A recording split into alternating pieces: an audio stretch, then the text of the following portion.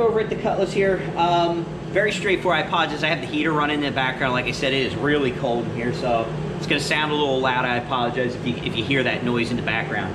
But what we're going to do, very straightforward, we're just going to slam dunk the push rods back in. We're going to get everything back in and slowly adjust and tighten down all of the rockers.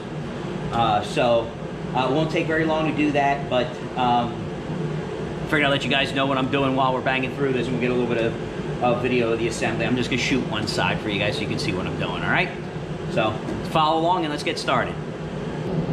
All right, guys, so we have the 8 push rods here. We're going to install them. It's very straightforward. These things have been in and out of the motor about 1 billion times, so they're brand spanking new push rods from Texas Speed that I never used. You just got to make sure that when you install them, none of your lifters were caught up in the tray, so you got to get a little bit of pressure. You can feel it on the lifter. You can actually feel it bounce on the lifter. So you'll know when it's in.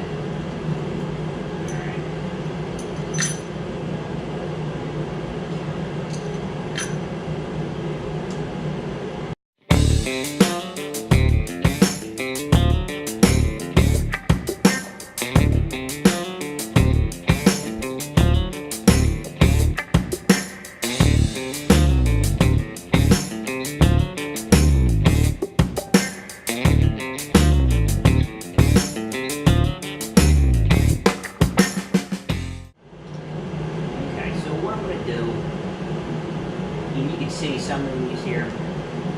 Got to tighten this down pretty good. So what I'm going to do is rolls off a little bit.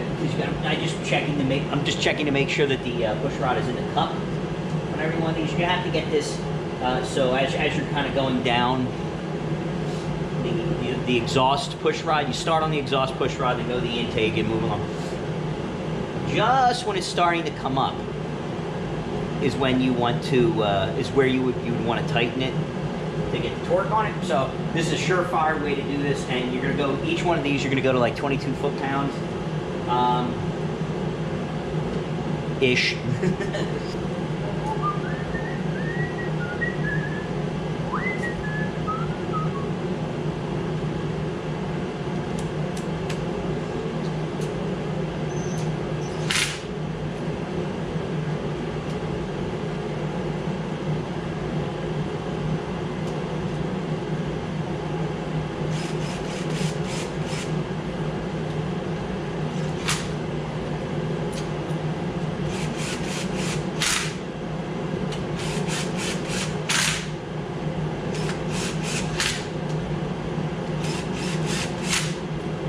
I am not, like, this baby's just getting tight.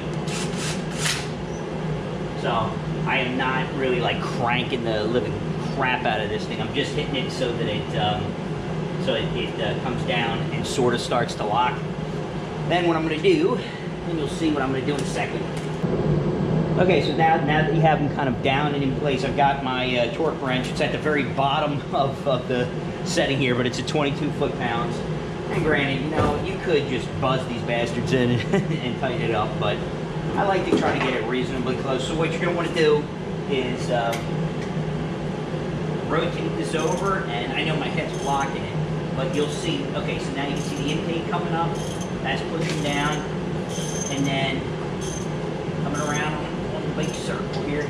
Yeah, see, you can see I'm not tight enough on this right now, so what you're going to want to do is keep some pressure on it. Okay, so it just started coming up. So what I'm going to do is go back down, and we're going to just start, there we go, just start to feel that coming up. So now what we're going to do is bring her in.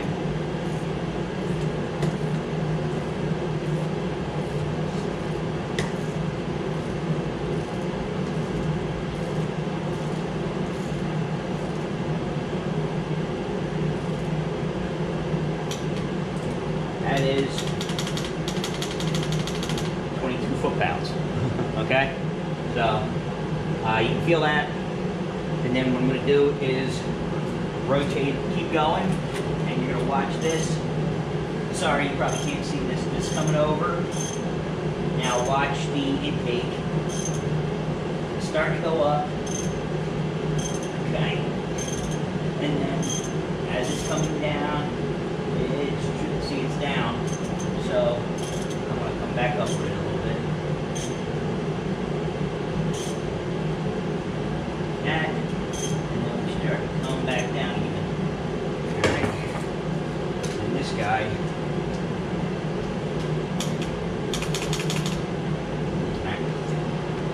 That's down like that. So that's basically how you do it. You just keep running down on it. And that's how you tighten them up.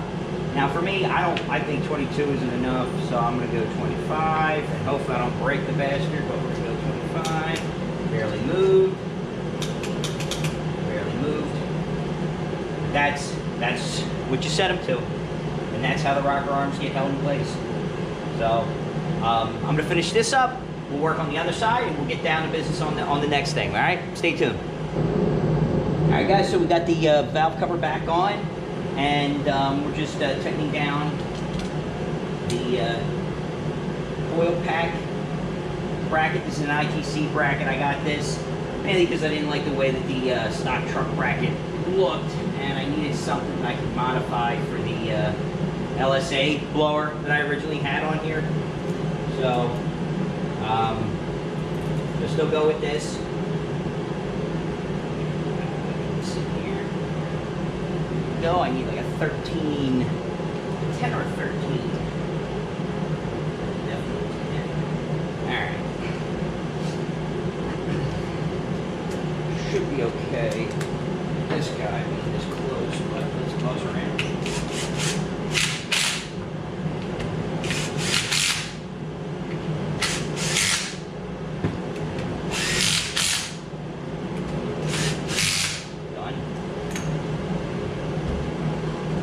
Done.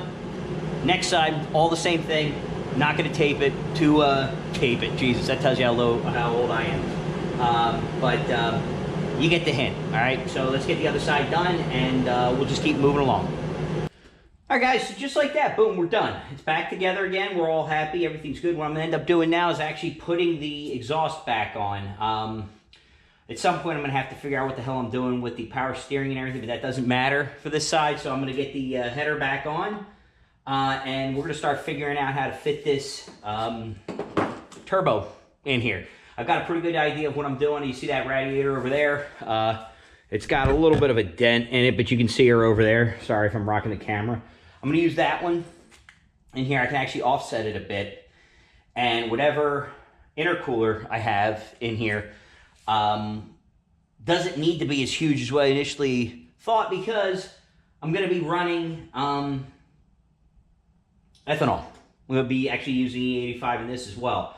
So that'll help cool the engine. I'm not going to run it all the time, but when I'm at the track, I'll run full E. Doesn't make any sense not to. So I'll just dial down the boost when I'm driving home, and I won't have an issue with it overheating. At least I shouldn't have an issue with it overheating. So.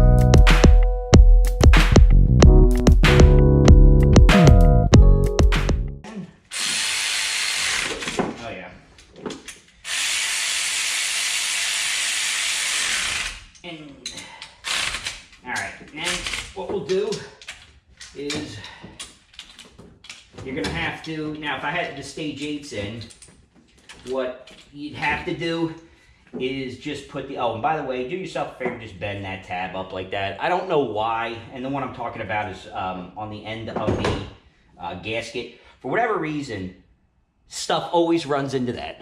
I don't know why, it always does.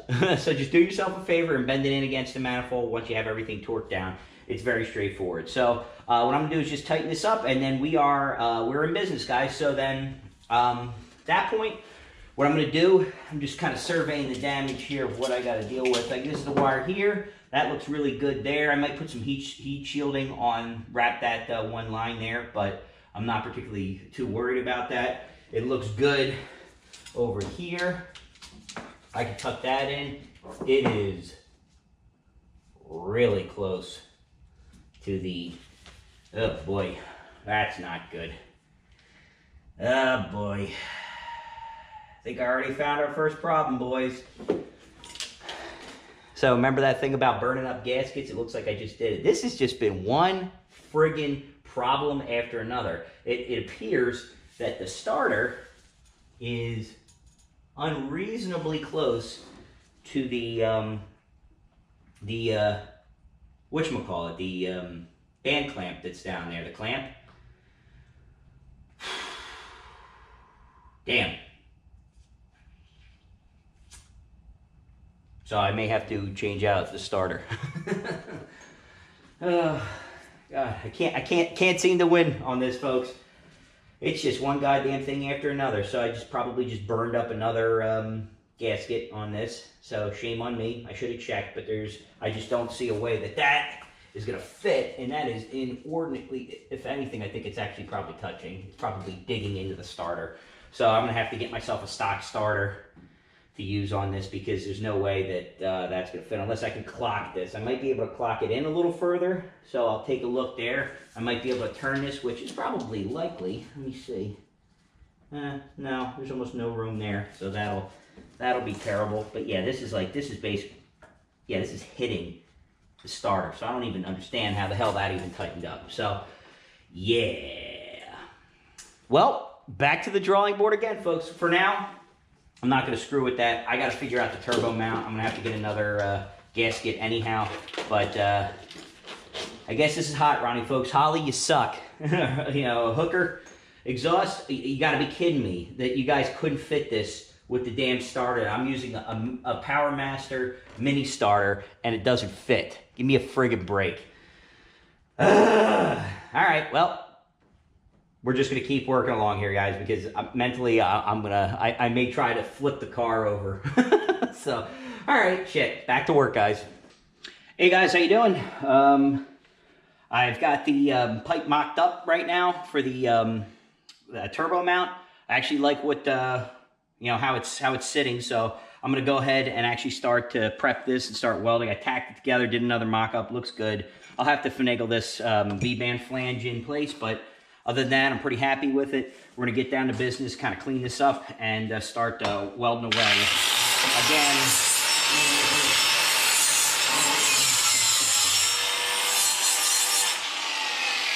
remember, I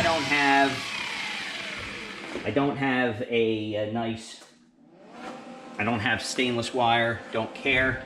I'm just going to go to town on this, get it cleaned up, get down to business. She's ready to go. It's nice and dirty. It's the way we like it. I wouldn't recommend doing this, but it'll be good enough to get the job done. Oop. There you go. Rookie move right there. Rookie move.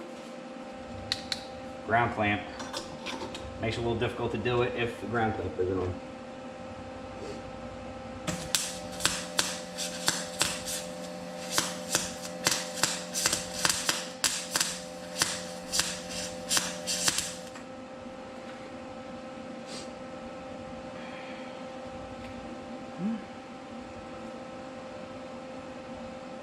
Not too bad. It's not clean, but it'll hold. And I'll make an extra mount for it so that we can make sure that it stays together.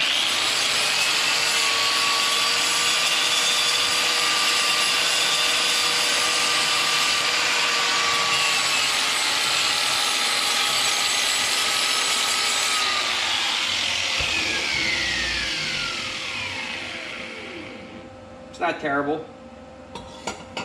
Now we're just going to keep, by the way, you can see where I amateurly burned a hole in it originally. That's because the settings weren't right. But it's all good in the hood. We'll fix it, and we'll get her rare and ready to go. So, I'll do that right now, actually. All right.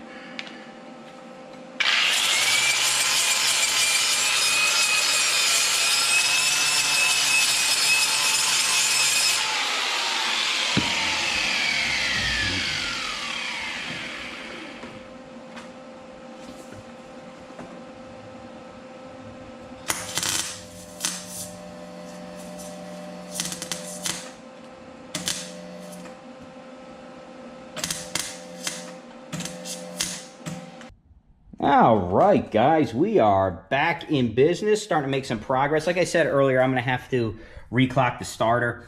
It's a little bit, it's the V-band on the passenger side manifold is rubbing against the Bendix pinion. I'm sorry, not the Bendix pinion, the actual solenoid at the top. So I think that the power master could be reclocked, so it should be easy enough to redo that. But this baby's mounted in. I've got it welded up. It is friggin' in there. And kind of taking a look over here, you can see it's all welded up, mounted. I'll have a pretty nice shot to drain the oil from here. And what we'll end up doing is running it down here, coming down like this, and I'll probably just off I gotta think about what I'm gonna do there. It'll be some sort of bracket, probably, is what I'll end up doing to just kind of hold the drain in place, because it's either that or I come down and go under.